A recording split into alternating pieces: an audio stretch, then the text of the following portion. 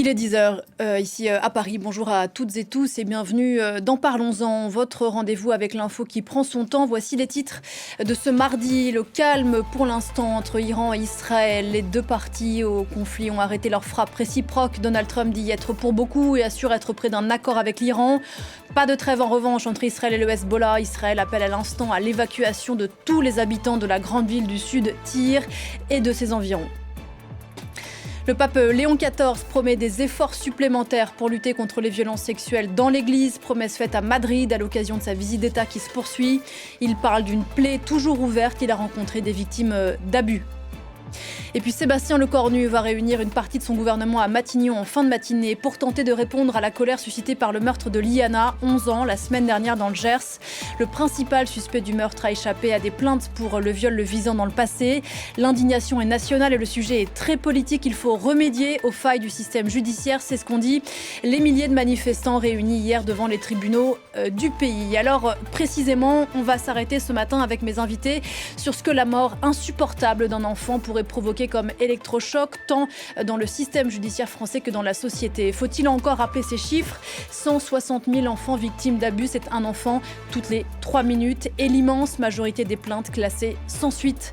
Les défaillances judiciaires que l'affaire Liana illustre tragiquement sont-elles la conséquence d'un déni, d'une parole des enfants qui n'est pas entendue comme il le faudrait ? La pédocriminalité est-elle une fatalité ? Est-on en train de vivre un MeToo des enfants ?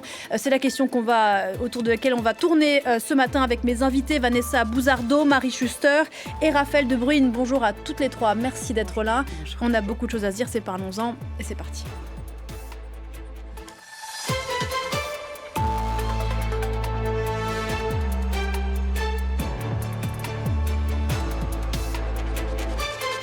Bonjour maître Vanessa Bouzardeau. Et bienvenue sur ce plateau. Vous êtes avocate pénaliste, ancienne vice-bâtonnière du bateau de Paris, du barreau, présidente de l'association Bâtonnières du Monde. Pour ceux qui ne sont pas familiers avec le système judiciaire français, bâtonnier étant le représentant des avocats. Pour faire court, je signale votre tribune que vous avez signée dans Le Monde. C'était au mois d'août dernier, mais qui redevient tout à fait d'actualité, où vous plaidez pour la formation d'un parquet spécialisé en matière de violences sexuelles et sexistes.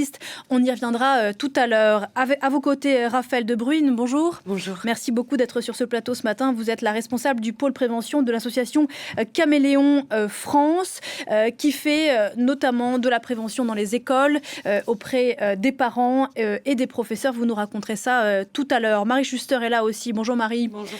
Vous êtes ici chez vous, reporter police-justice à France 24. Et nous sommes aussi avec Laurent Boyer. Bonjour monsieur.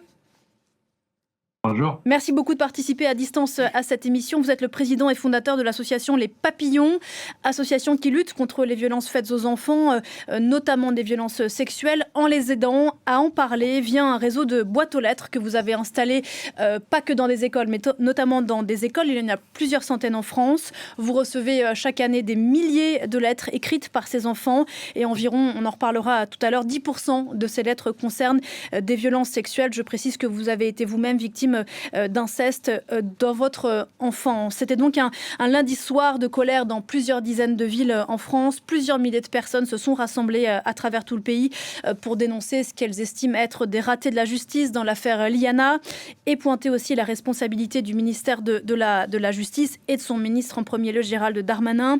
Liana, cette collégienne de 11 ans retrouvée morte la semaine dernière, le principal suspect de son meurtre ayant fait l'objet par le passé de plusieurs plaintes pour viol. Certaines de ces plaintes ayant été classées sans suite. On va regarder quelques images des manifestations d'hier et on se retrouve juste après. Une justice trop lente qui n'écouterait pas la parole des enfants. C'est ce que dénoncent ces manifestants devant le tribunal d'Auch. C'est dans ce département du Gers qu'a été tuée la petite Liana.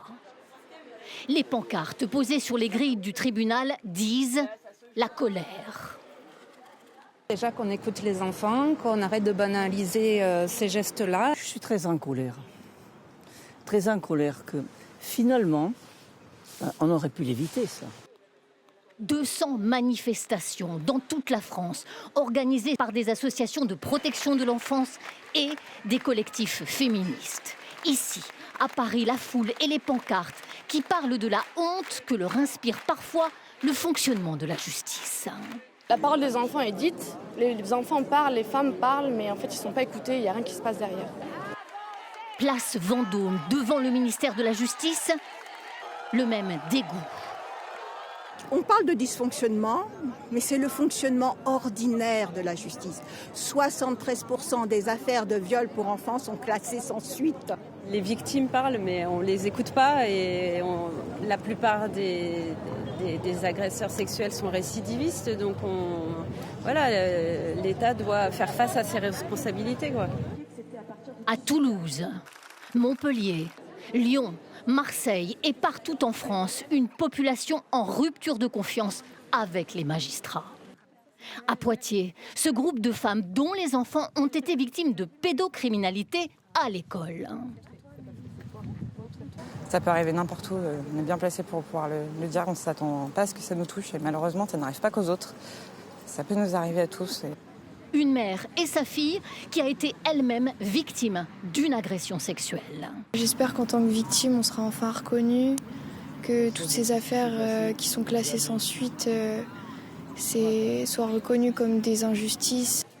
Ces associations demandent le vote d'une loi intégrale contre les violences sexuelles, un texte législatif qui protégera globalement les enfants et les femmes. Marie Schuster, vous étiez hier à la manifestation à Paris. On a vu les mots passer de colère, de dégoût, de consternation. Qu'est-ce qui revenait le plus dans le cortège ? L'expression qui revenait le plus souvent dans ce cortège Place Vendôme, c'était l'expression « plus jamais ça ». Il y avait effectivement au sein de ces manifestants un sentiment profond de tristesse des manifestants qui étaient essentiellement des parents accompagnés de leurs enfants venus à la fois pour se recueillir en hommage à Liana, mais qui s'identifient facilement avec l'histoire de cette famille. Des manifestants qui sont bien conscients et bien que ces problèmes de violence faites aux enfants et partout touchent tout le monde, toutes les classes.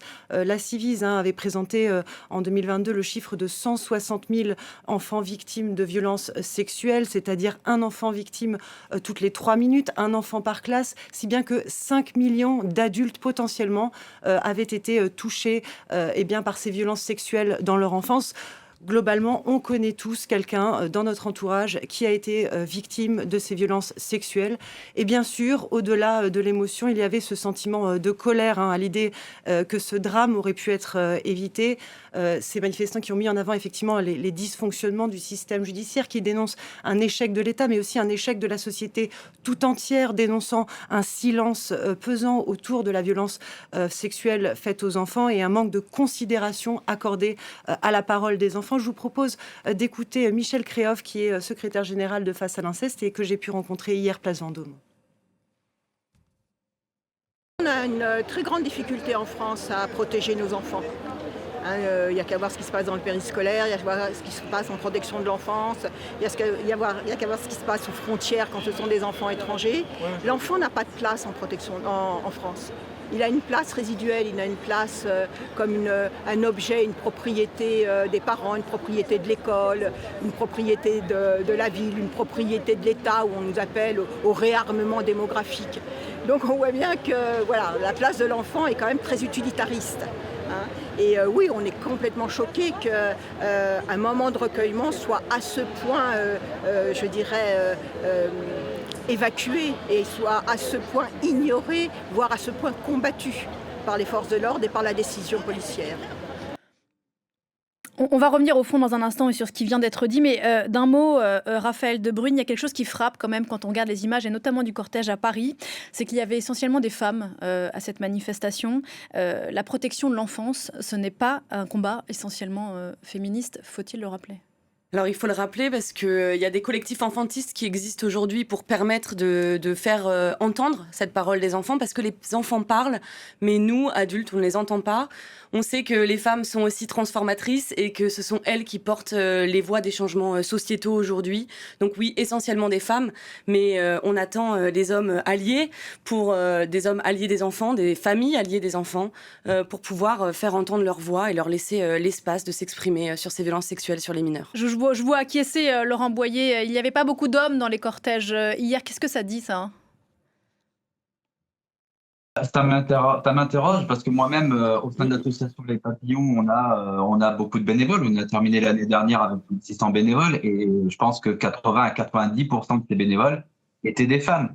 Donc, ça m'interroge pourquoi ces questions qui touchent aux violences faites aux enfants, aux violences faites aux femmes, pourquoi ça n'interpelle pas plus les hommes, pourquoi effectivement il y avait aussi peu d'hommes dans les cortèges d'hier.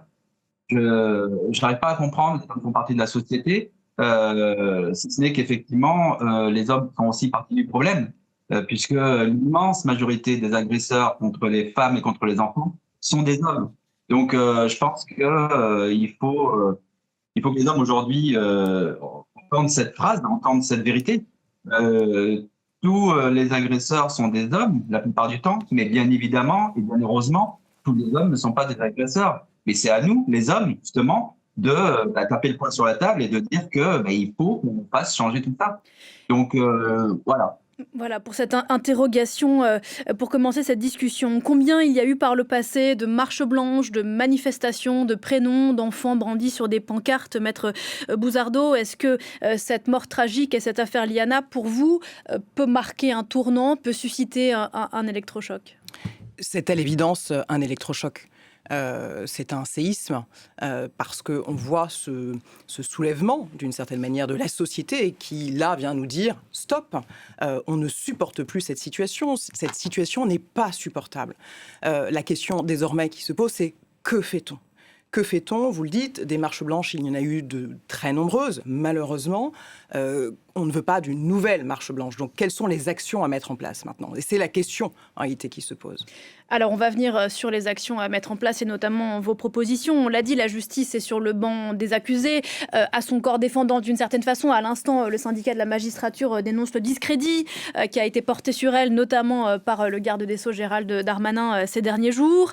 À quel niveau, Marie Schuster, peut-être, se situent les failles, si failles il y a eu? Est-ce que c'est dès le départ, au niveau, je parle d'un point de vue général, puisqu'on sait que l'immense majorité des plaintes pour violences sur enfants, mais pas que, sont classées sans suite, et l'affaire Liana vient l'illustrer tragiquement.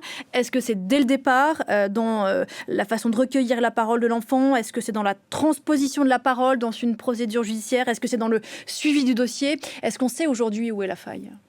Alors effectivement, avec cette affaire Liana, on a mis au jour un certain nombre de dysfonctionnements qui étaient peut-être ponctuels. Une enquête administrative est en cours pour établir les responsabilités en personne des magistrats qui se sont emparés du dossier, mais très certainement, et c'est ce que disent toutes les associations, tous les manifestants, tous ceux qui se sont emparés de ce sujet depuis la mort de Liana, des dysfonctionnements qui sont systémiques, des dysfonctionnements systémiques qui sont en premier lieu décriés, dénoncés par les magistrats eux-mêmes, par la conférence des procureurs qui disait pas plus tard qu'hier, avant d'être reçu par le ministre de la Justice, Gérald Darmanin, que ces défaillances systémiques ne permettaient pas d'assurer la protection de l'enfant. Il dénonce un manque d'effectifs dans les tribunaux. Il réclame une véritable expertise pour pouvoir accueillir la parole de ces enfants, des formations spécifiques. On ne s'improvise pas, disent les magistrats, magistrats antiterroristes,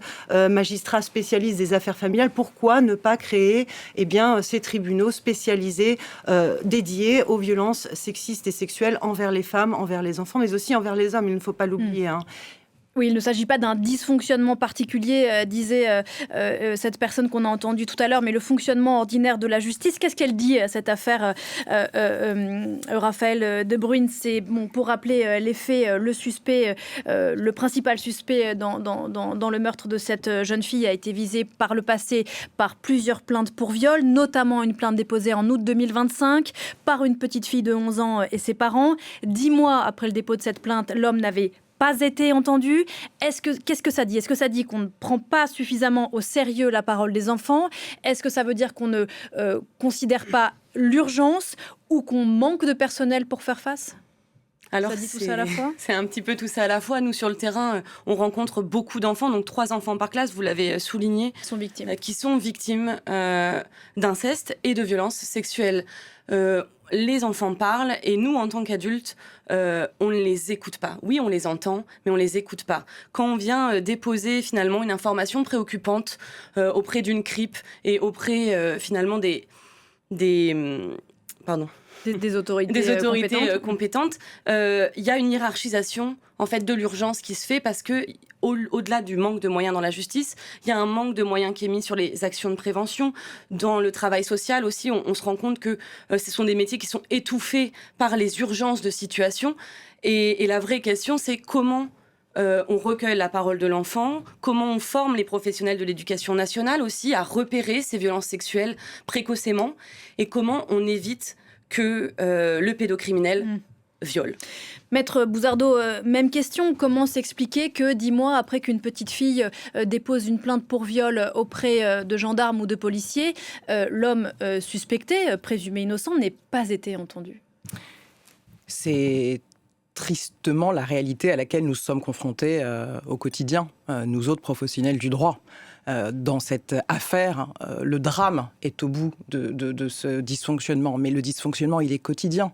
Je suis persuadée que la grande majorité des magistrats, la grande majorité des enquêteurs, des policiers, des gendarmes sont bien évidemment plus que concernés par leur mission du quotidien et n'ont aucune indifférence à ces faits. J'en suis intimement persuadée parce qu'on le constate en réalité au quotidien lorsqu'on a des interlocuteurs. Sauf que tout simplement, lorsque vous n'avez pas les moyens nécessaires, lorsque vous n'êtes pas suffisamment nombreux pour traiter ces dossiers, eh bien, ces dossiers s'entassent, s'empilent. Est-ce que vous pouvez nous expliquer, à nous qui n'y connaissons rien, à cette procédure, comment ça se passe? Une petite fille vient dans un commissariat, vient dans une gendarmerie, raconte ce qu'elle a vécu. Comment c'est possible que l'homme en question ne soit pas convoqué assez rapidement?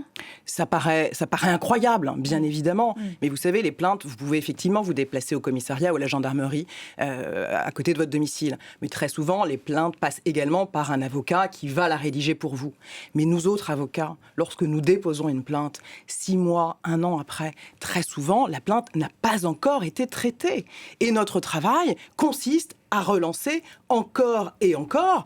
Et parfois, cela fonctionne et on a un suivi. Et parfois, 1 an et demi après, vous avez rédigé cette plainte, elle a été adressée, elle a été enregistrée et elle n'est pas traitée.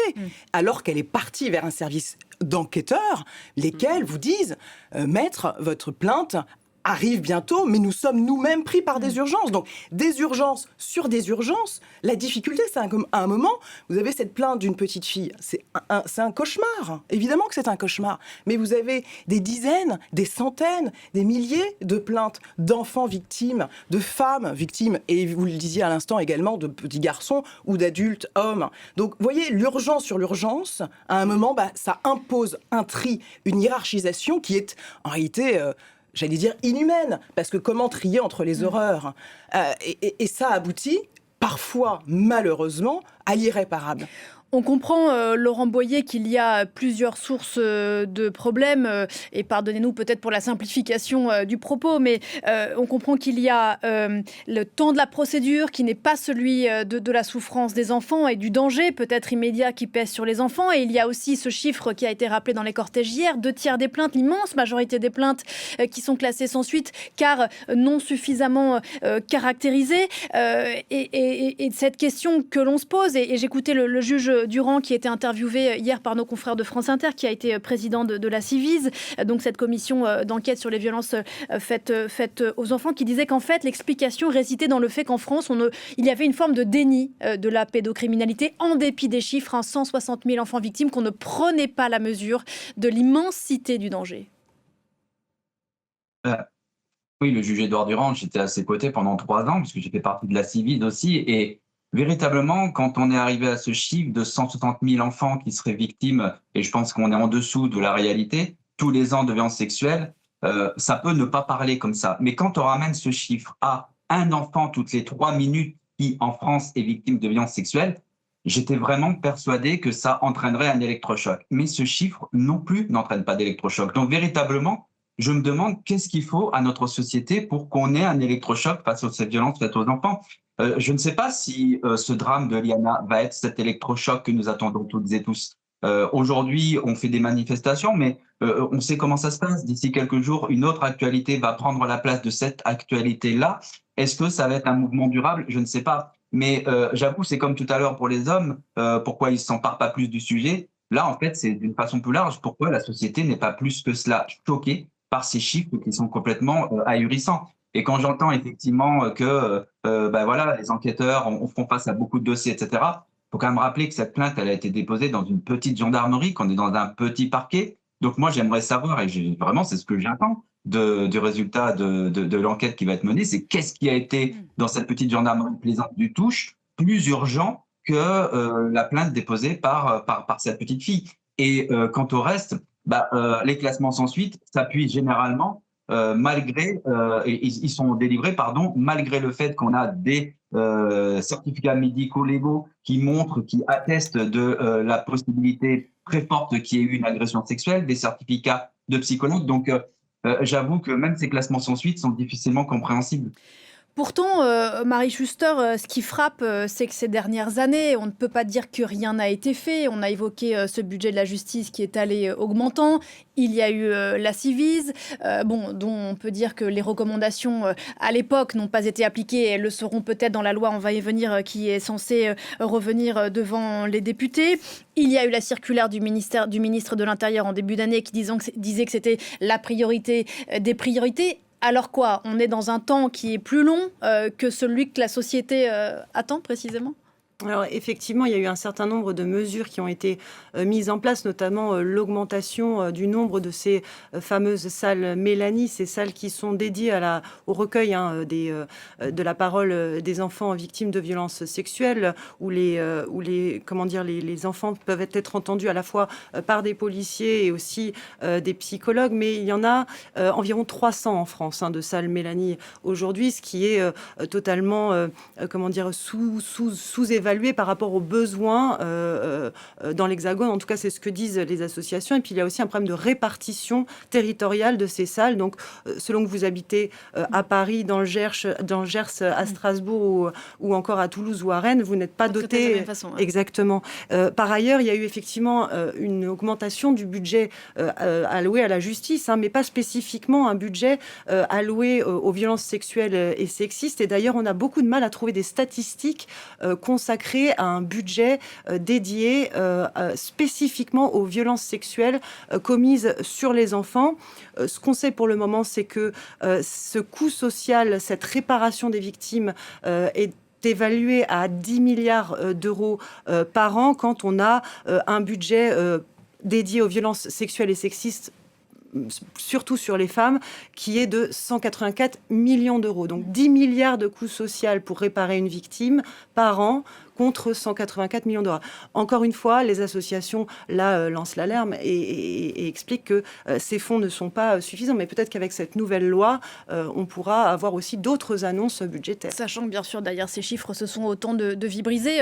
Un mot encore, Raphaël De Bruyne, sur le déni qu'on évoquait à l'instant avec Laurent Boyer. Est-ce que c'est l'une des explications que vous apportez quand vous dites que la parole des enfants est certes entendue, mais pas écoutée? Est-ce que les chiffres sont presque trop importants, trop sidérants pour que vraiment, collectivement, on y aille vraiment comme on le devrait?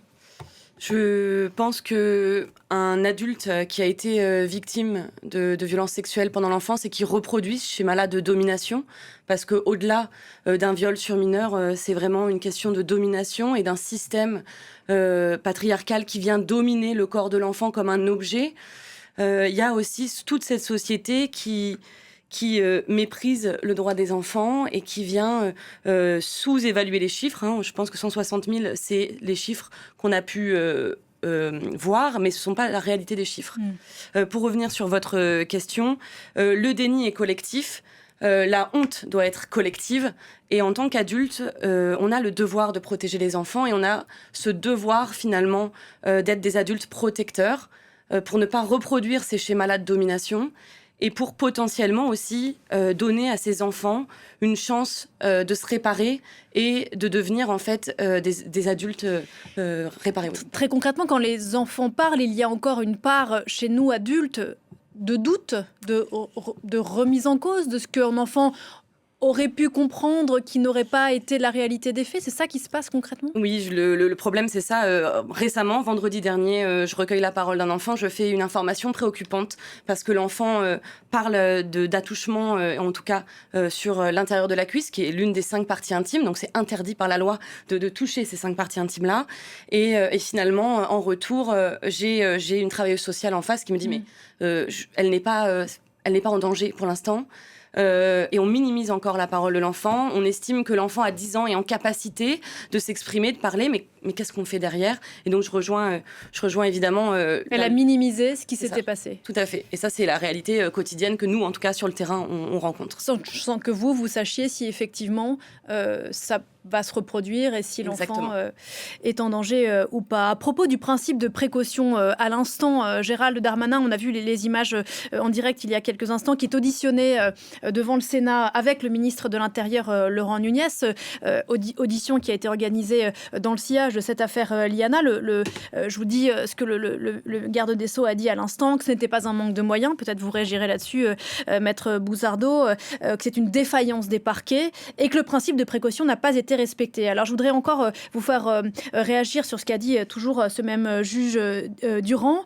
Il disait, et parce que c'est assez fondamental, il me semble, que les principes de notre droit, dont la présomption d'innocence, qui est bien sûr essentielle dans l'état de droit qui est le nôtre, d'une certaine façon, et j'espère ne pas trahir ses propos, pourrait être parfois une forme de frein à la protection des enfants, c'est-à-dire qu'il pose la question de comment rendre compatible la protection des enfants avec le respect de ces principes de notre droit, dont la présomption d'innocence, puisque dans les cortèges, on a beaucoup entendu ces derniers jours, ça n'aurait pas dû arriver. Sous-entendu, si le suspect principal du meurtre de Liana avait été entendu comme il aurait dû l'être dans le cadre de l'une des plaintes dont il est visé, est-ce à dire qu'il aurait dû être placé en détention provisoire, mis sous surveillance, au risque vous voyez ce que je veux dire, de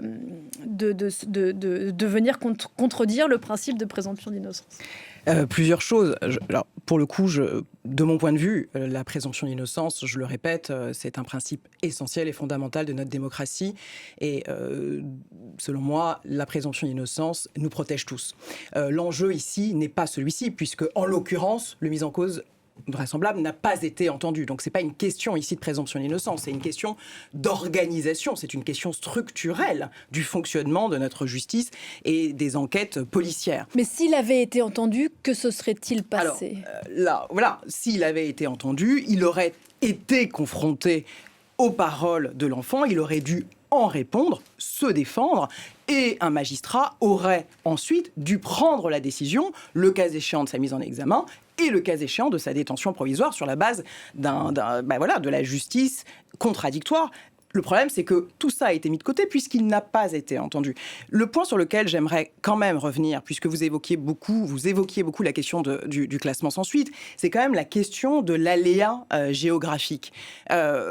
Des faits de cette nature, peut-être strictement les mêmes, auraient peut-être à Paris donné lieu à des actes minimums d'enquête, d'investigation, de contrôle, d'actes médicaux, de garde à vue, et puis dans une autre région, un autre département, des actes et puis un classement sans suite, ailleurs des actes ou une poursuite. Voilà, donc cette situation-là, qui pour moi confine à une forme d'insécurité juridique, parce que cela signifie que, en fonction du lieu où vous allez déposer plainte, en fonction du lieu où les faits vont être traités, une réponse judiciaire différente peut y être apportée. Et ça, pour moi, c'est vraiment problématique, systémique, et c'est là que ça rejoint d'une part la question des moyens, mais en réalité surtout et aussi la question de l'organisation. Je pense que se pose aujourd'hui une question de refond de l'architecture judiciaire de la lutte contre ces violences-là. Des violences faites aux femmes, des violences faites aux enfants.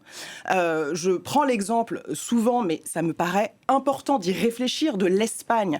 L'Espagne a ce parquet national. C'est un parquet qui chapeaute des parquets territoriaux, mais qui permet de coordonner l'ensemble de ces faits, d'avoir une réponse pénale, judiciaire, cohérente, homogène et on ne peut, de mon point de vue, plus accepter que des faits soient traités de manière différente en fonction de la géographie, puisque ça crée un aléa et en fait une insécurité juridique et donc une seconde violence. Ne pas savoir si votre plainte va être traitée, ça, par définition, ça génère de la violence pour la victime. La France, faut-il le rappeler, a été condamnée pour victimisation secondaire. Alors, pas que pour des faits comme ceux dont vous parlez, mais notamment parce que pour les victimes, c'est une double peine. Vous avez raison. Le retard dans le traitement judiciaire, la manière dont on appréhende les faits, c'est une victimisation secondaire. Et là, on est au paroxysme de la victimisation secondaire, c'est-à-dire qu'on a la mort. Laurent Boyer, je vous vois vouloir prendre la parole. Allez-y.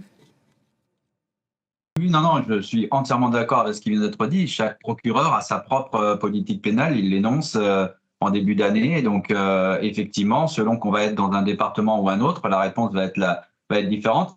Et je voulais revenir sur le fait, qu'est-ce qui aurait été différent s'il avait été auditionné. Dans son parcours judiciaire, le suspect actuel peut bénéficier, dans son état d'esprit, d'une impunité totale. Il aurait été auditionné, peut-être que ça aurait peut-être mis un frein dans ce sentiment d'impunité, parce que ce sentiment d'impunité, qui commence dès les premiers signalements jusqu'à malheureusement aujourd'hui, n'a pu que lui donner cette impression qu'il pouvait tout se permettre, qu'il pouvait faire tout ce qu'il voulait, parce que finalement, jamais la justice ne l'inquiétait et ne s'intéressait à lui. Donc je pense que s'il y avait eu ne serait-ce qu'une audition, une confrontation, des actes au moins, où il aurait été directement confronté à la police ou au service de gendarmerie, peut-être que ce sentiment d'impunité qu'il a eu aurait été différent et il n'aurait peut-être pas, on ne sait pas, on ne va pas en faire l'histoire, mais il n'aurait peut-être pas été jusqu'à ce drame terrible. Dans les recommandations de la Civis dont vous étiez membre, Laurent Boyer, il y avait ce principe d'ordonnance de protection et on en revient à la question de que deviennent ces individus une fois qu'ils ont été l'objet d'une plainte et peut-être s'ils ne sont pas placés en détention provisoire sous décision d'un juge. Comment on peut permettre ce moment comment on peut protéger l'enfant dans le moment entre le dépôt de plainte et une éventuelle procédure judiciaire, un procès? Comment est-ce qu'on peut s'assurer effectivement, tout en respectant les principes de l'état de droit, j'espère que ma question est claire, comment on peut protéger au mieux les enfants et mettre à distance éventuellement une personne suspectée et présumée innocente, bien sûr? Est-ce que c'est possible? Oui, alors... c'était tout le débat qu'on avait eu pendant qu'on avait rédigé ces préconisations. C'était que, et le juge Édouard Durand a toujours été partisan de cette présomption d'innocence. Et moi aussi d'ailleurs, parce qu'elle est fondamentale dans notre société. Mais à un moment, cette présomption d'innocence, elle doit aussi quand même prendre en compte les dangers qu'on peut faire courir à la victime, qu'elle soit mineure ou qu'elle ne le soit pas. Et donc effectivement, cette ordonnance de protection, c'était pour nous la meilleure solution pour quand même protéger l'enfant et protéger ce principe fondamental qui est la présomption d'innocence. Mais de toute façon, vous l'avez dit tout à l'heure, nos préconisations sont restées vraiment lettres mortes.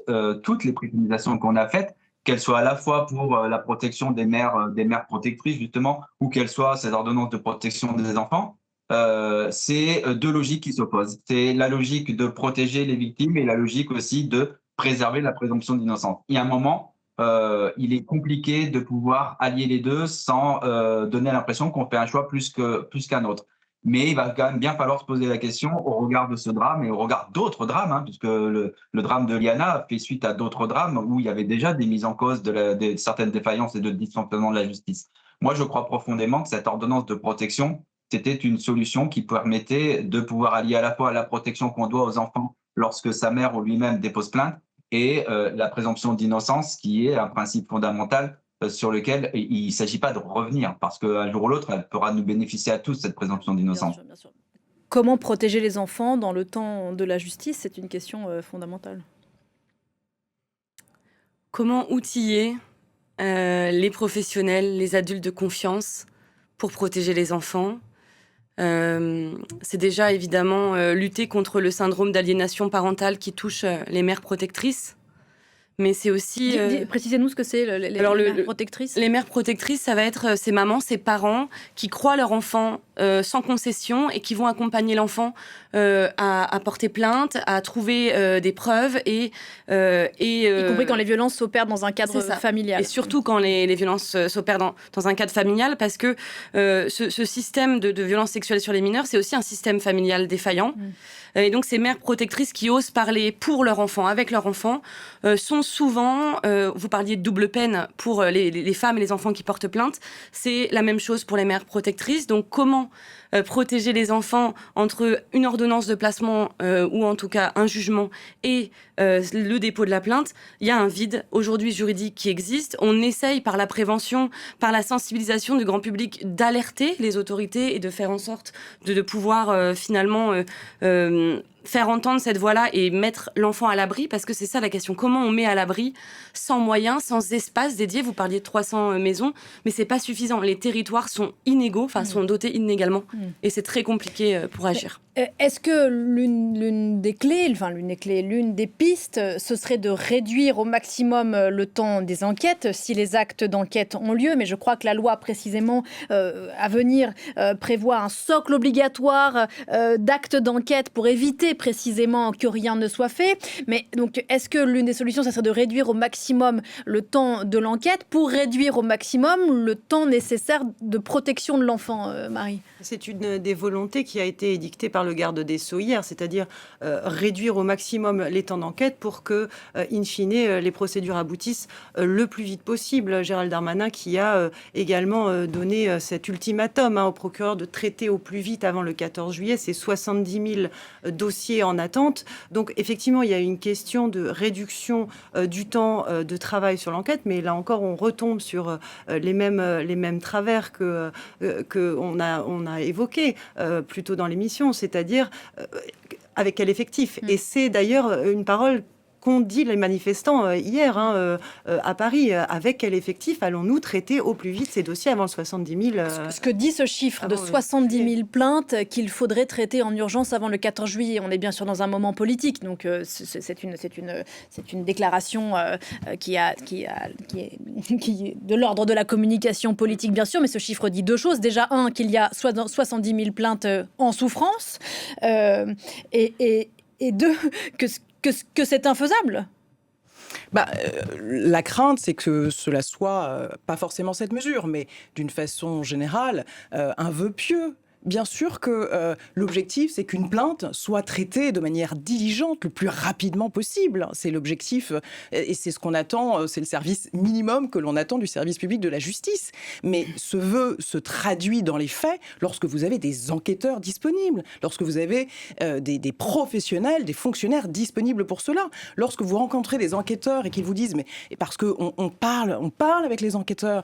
Vendredi encore dernier, j'ai passé près d'1 heure, alors pas dans des faits de cette nature-là, pour essayer de savoir où en est la plainte. Ce ne sont pas des personnes de mauvaise volonté, en tout cas l'immense majorité d'entre eux. L'immense majorité. Lorsque vous choisissez d'être un professionnel du droit, c'est parce que vous avez quand même un intérêt, une appétence, voire un engagement pour ces sujets. Mais lorsque vous discutez longuement avec un enquêteur et qui vous répond, mais maître, je vous assure, là, votre dossier arrive, mais j'ai un nombre d'urgences avant, mais vous avez quelqu'un de bonne volonté en face. C'est qu'il est seul, qu'ils sont 2, qu'ils sont 3. Enfin, c'est aussi une question d'effectif de la police judiciaire. Donc, bien sûr qu'on appelle tous à cette bonne volonté, à cette action, mais à un moment, l'action nécessite des moyens et une organisation. Je considère qu'en matière de lutte contre les violences faites aux femmes, aux filles, aux enfants, un certain nombre de dispositifs ont été faits, ont été mis en place ces dernières années. Beaucoup en réalité. Mais ce qui n'a jamais été fait encore à ce jour, c'est leur mise en cohérence. Et tant que l'on envisagera... C'est trop disparate, c'est ça. Exactement, on a des mesures, on a plein de mesures. Mais comment faire pour qu'elles soient coordonnées ? Alors, en fin de matinée, d'ici 1 heure, le Premier ministre Sébastien Lecornu va donc réunir une partie de ses ministres pour tenter d'avancer sur une loi qui a déjà été mise sur pied, mais qui jusqu'ici n'a pas été discutée. Ça aussi, on peut en parler, sur ces violences faites aux enfants et aux femmes, qui reprend d'ailleurs beaucoup des propositions de la Civis, qui à l'époque avait été restée lettre morte, vous l'avez rappelé, Laurent Boyer. On va voir ce que, parmi les pistes vers lesquelles on pourrait aller avec Marc Popé. On en parle juste après. C'est un texte qui s'inspire des préconisations de la Ciivise, la commission indépendante sur l'inceste et les violences sexuelles faites aux enfants, ainsi que de 140 propositions issues de la coalition féministe pour une loi intégrale. Il s'agit d'une loi cadre comportant 79 articles. Elle a pour but d'obliger plusieurs secteurs à agir ensemble. Le premier volet réforme la police et la justice et prévoit notamment la création d'unités spécialisées au sein de la police judiciaire, la formation des magistrats et la définition d'un socle obligatoire d'actes d'enquête pour limiter les classements sans suite. Viennent ensuite les dispositions consacrées à la protection des enfants avec la mise en place d'entretiens annuels pour chaque enfant afin de dépister d'éventuelles violences. Le troisième axe renforce la protection et la prise en charge des violences sexistes et sexuelles dans le monde du travail. Un volet santé renforce également le rôle des professionnels de soins. Déjà consigné par plus de 110 parlementaires de gauche et de la coalition gouvernementale, le texte a été déposé fin 2025, mais n'a toujours pas été examiné. Elle a cependant reçu le soutien de la présidente de l'Assemblée nationale, Yaël Braun-Pivet, qui a appelé le gouvernement à l'inscrire à l'ordre du jour de la session extraordinaire de l'Assemblée en juillet ou en septembre. Dans une lettre adressée à ses ministres, Sébastien Lecornu souhaite que la proposition de loi soit soumise dans les prochains jours au Conseil d'État. Voilà, bien sûr, le rythme est dans le cadre d'une campagne pour la présidentielle de 2027. Et comme vous le rappelez tout à l'heure, Laurent Boyer, ce sujet occupe l'actualité médiatique aujourd'hui. Est-ce que ce sera toujours le cas dans 15 jours? On en reparlera. Un mot sur l'une des propositions que pourrait peut-être contenir ce projet de loi. Raphaël De Bruyne, un entretien annuel pour chaque enfant, j'allais dire par défaut, même si l'enfant, a priori, ne dit rien de spécial. Est-ce que c'est une bonne idée ? Oui, c'est une bonne idée parce que c'est un espace sécurisant créé pour l'enfant qui permet de le suivre tout au long de sa scolarité aussi. Et donc, ce qui permet vraiment de faire famille pour l'enfant tout au long en fait de son développement et de son éducation. Donc, entretien avec un enfant une fois par an, c'est aussi l'assurance de détecter précocement des violences intrafamiliales et des violences sexuelles. Encore faut-il, comme vous nous le disiez tout à l'heure, qu'en face de vous ensuite, quand le signalement est fait, le professionnel aille dans votre sens d'une certaine façon. Laurent Boyer, ce que dit ce projet de loi, c'est qu'en réalité, on en a encore sous la pédale. Il y a des choses que l'on peut mettre en place. Oui, mais c'était le principe des préconisations qu'on avait faites et c'est dommage qu'il ait fallu attendre si longtemps pour arriver sur cette volonté de loi cadre parce que le rapport de la Ciivise, ça fait maintenant quelques années qu'on l'a rendu et effectivement, entre la remise de ce rapport, 3 ans, et entre la remise de ce rapport et aujourd'hui, il ne s'est rien passé. Donc, c'est encore une fois du temps perdu. Il y a plein de choses très importantes, mais en fait, ce qui est important dans cette loi, c'est qu'elle est justement cadre, elle est intégrale et elle prend ce parti pris de considérer les violences faites aux enfants et aux femmes dans leur ensemble en faisant en sorte que tout le monde soit impliqué. Donc oui, ça veut dire simplement qu'on en a encore sur la pédale, ça veut dire qu'il y a encore des choses qui peuvent être faites et heureusement d'ailleurs qui doivent être faites pour lutter contre toutes ces violences. Combien d'enfants ont été victimes ces 3 dernières années depuis que la Ciivise a rendu son rapport il y a 3 ans? Alors on peut regarder le passé, on peut effectivement se tourner vers l'avenir et vous l'évoquiez en début de cette émission, Vanessa Buzardo, sur ce qu'il est possible de faire. On en revient à cette proposition que vous portez depuis un moment déjà de ce parquet dédié, un peu sur un modèle espagnol comme vous l'avez dit tout à l'heure, avec des services ultra spécialisés, d'enquêteurs formés et compétents. Il y a un précédent ici en France qui est le parquet national financier qui a prouvé son efficacité. Est-ce que vous sentez une volonté politique, effectivement, d'aller vers une initiative comme celle-ci ? On a fait le choix en France, vous le dites, d'un parquet national financier, d'un parquet national antiterroriste, tout récemment, janvier dernier, d'un parquet national anticriminalité organisée. Donc la République sait se doter de structures de poursuite spécialisées, particulièrement compétentes, lorsque l'enjeu d'ordre public l'impose. Je considère que la lutte contre ces violences-là, les violences faites aux femmes, faites aux enfants, mérite tout autant ce degré et ce niveau de spécialisation. Marie. On relève tout de même une avancée aussi pour revenir à cette loi cadre qui sera présentée probablement en juillet ou en septembre à l'Assemblée nationale. C'est que plusieurs propositions, notamment des associations, ont été relevées. Le garde des Sceaux promet à ce qu'une information soit faite aux victimes tout au long du processus depuis le dépôt de plainte jusqu'à l'arrivée en justice, voire même d'informer les victimes pourquoi ces dossiers n'ont pas été poursuivis, pourquoi ils ont été classés sans suite. Propose également une modification dans les règles de prescription en matière de violences sexuelles faites aux enfants. Propose enfin une reconnaissance de la sérialité des faits avec une aggravation des peines. Et on l'a vu par exemple dans le procès de Joël Le Squarnec. Joël Le Squarnec, ce chirurgien qui a violé pendant des années près de 300 patients, 300 petits patients qui étaient sédatés sur sa table d'opération. Eh bien, Joël Le Squarnec a été condamné certes à la peine maximale, qui est de 20 ans, mais la sérialité des faits, 300 victimes, n'a pas pu être reconnue. D'ailleurs, la juge l'avait dit, à ce stade, je ne peux pas faire plus. Ça sera le mot de la fin. Merci infiniment à tous les quatre d'avoir participé à cette discussion. Laurent Boyer, bravo pour votre travail. L'association Les Papillons, et donc c'est le boîte aux lettres disposée dans des écoles notamment, mais aussi des centres sportifs pour que les enfants racontent en toute sécurité, dans l'intimité d'une lettre, ce qui leur arrive. Merci à vous d'être venus ce matin. Raphaël De Bruyne, merci beaucoup. Prévention dans les écoles notamment et auprès des parents et des personnels de la fonction publique.